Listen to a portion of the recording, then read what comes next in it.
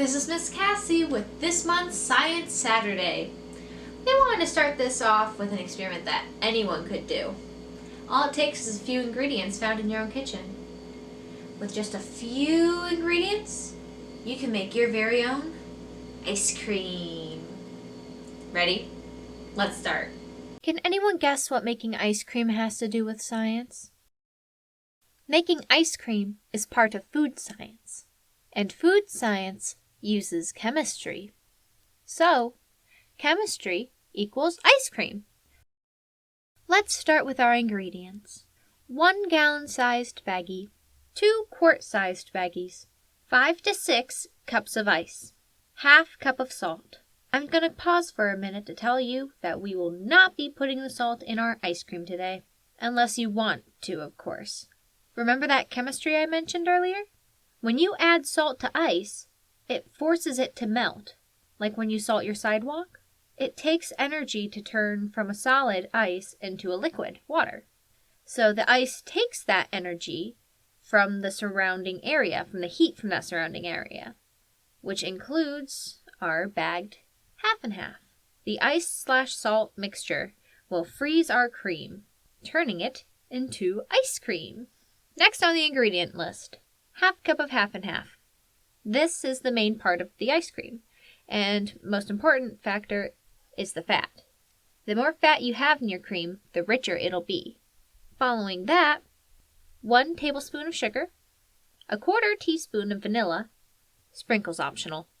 This is a science experiment, so play with it. If you want chocolate ice cream, maybe put a little bit of cocoa in it. Maybe put some chocolate syrup in it. See which one works better to make chocolate ice cream. This is all up to you to figure it out. You guys are the scientists. But that's enough on supplies. Moving on to the procedure. Step 1.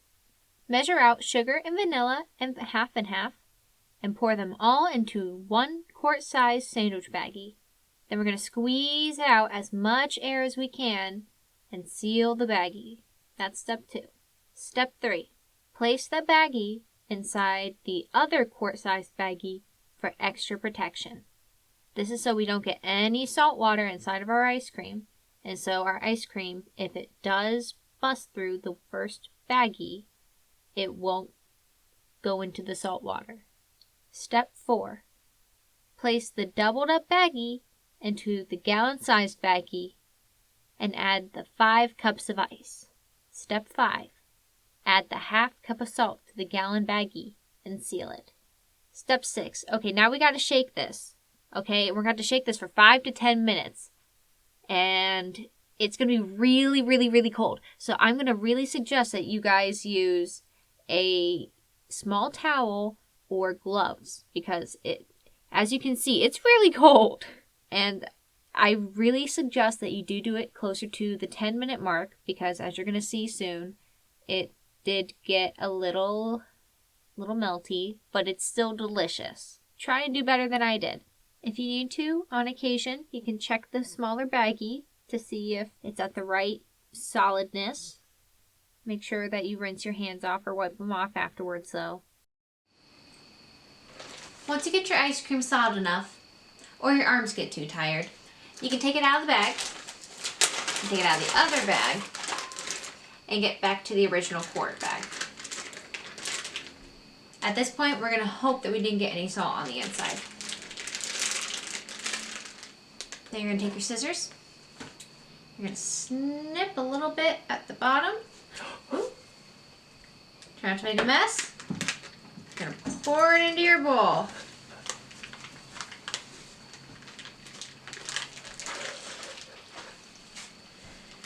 It looks like this one could have done with a little more time, but I'm sure it's going to be absolutely delicious.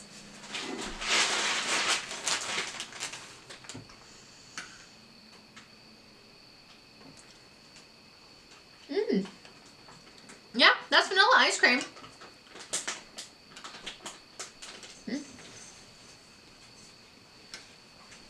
Little meltier than normal, but still delicious. And so, you can make this with chocolate syrup to make chocolate ice cream.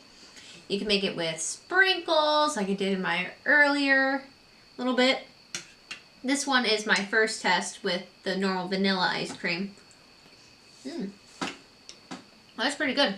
I'm excited to try the one with the vanilla and the sprinkles. Well, it's been very nice seeing you guys this week. If you need the instructions, you can either check out the link included with this video, or you can come down to the library and grab a printed out copy. I'll see you all next month.